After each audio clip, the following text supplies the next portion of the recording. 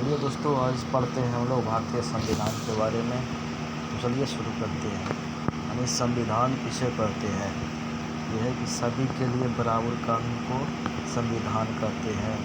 देश और राज्य का शासन कैसे चलेगा, उसको चलाने के लिए जिस किताब का नाम है उसे भारतीय संविधान कहते हैं। इस किताब में 22 लेसन है। इसके लेसन को हम लोग भाग करते हैं। इसमें कुछ टॉपिक लिखे गए हैं जिसे अनुच्छेद कहते हैं। कुल अनुच्छेद 395 है।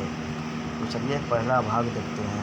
पहला भाग है संघ और राज्य क्षेत्र। चलिए अनुच्छेद 1 से 4 तक देखते हैं। अनुच्छेद 1 है कि भारत राज्यों का संघ है, अर्थात इनके राज्य कभी भी टूटकर अलग नहीं हो सकते। दूसरा है, उसी में है परिसंघ।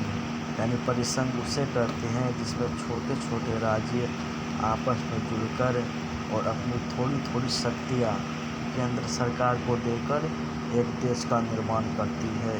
परिसंघ बहुत ही कमज़ोर होता है, इससे कोई भी देश आसानी से अलग हो जाते हैं। फेडरेशन संघ, राज्य मिलकर एक देश का निर्माण करते हैं और हर राज्य अपनी कुछ शक्तियाँ देश को दे देते हैं और देश को कहते हैं कि आप इन शक्तियों का प्रयोग करें। इससे भी कोई भी राज्य अलग हो सकता है। तीसरा है यूनियन यानी संघ। इसके राज्य कभी अलग नहीं हो सकते। अमेरिका एक फेडरेशन है और भारत एक यूनियन।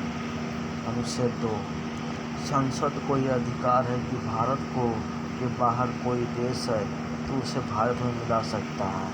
यह किसी देश का कोई टुकड़ा है जो भारत में मिलना चाहता है उसे मिला सकता है।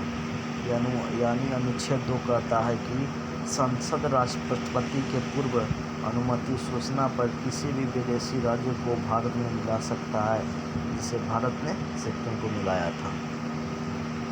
सिक्किम के बारे में जानते हैं। इसके लिए 35वां संशोधन 1974 में करके सिक्किम को सह राज्य बनाया गया था। इसके लिए संविधान में एक स्पेशल अनुच्छेद 2 को जोड़ा गया था, लेकिन फिर सिक्किम को 36वां संविधान संशोधन 16 मई 1975 के द्वारा भारत का 22वां राज्य बनाया गया। अनुच्छेद 3, संसद राष्ट्रपति के पूर्व अनुमति से भारत के किसी भी राज्य को बिना उसकी अनुमति नाम, सीमा, क्षेत्र में परिवर्तन कर सकते हैं। जैसे MP छत्तीसगढ़ को अलग किया 1 नवंबर 2000, यूपी से उत्तराखंड को अलग किया 9 नवंबर 2000 और झारखंड को बिहार से अलग किया 15 नवंबर 2000 में। अनुच्छेद 4, जब संसद अनुच्छेद 2 का प्रयोग करेगी यानी किसी विदेशी राज्य को मिलाएगी या अनुच्छेद 3 का प्रयोग करेगी यानी किसी राज्य को तोड़ेगी, तो उसके लिए राष्ट्रपति से किसी विशेष अनुमति की ज़रूरत नहीं है, क्योंकि इसे अनुच्छेद 368 के बाहर रखा गया है। इसको अनुच्छेद 368 में रख दिया जाता है। उसमें राष्ट्रपति का हस्ताक्षर जरूरी नहीं है।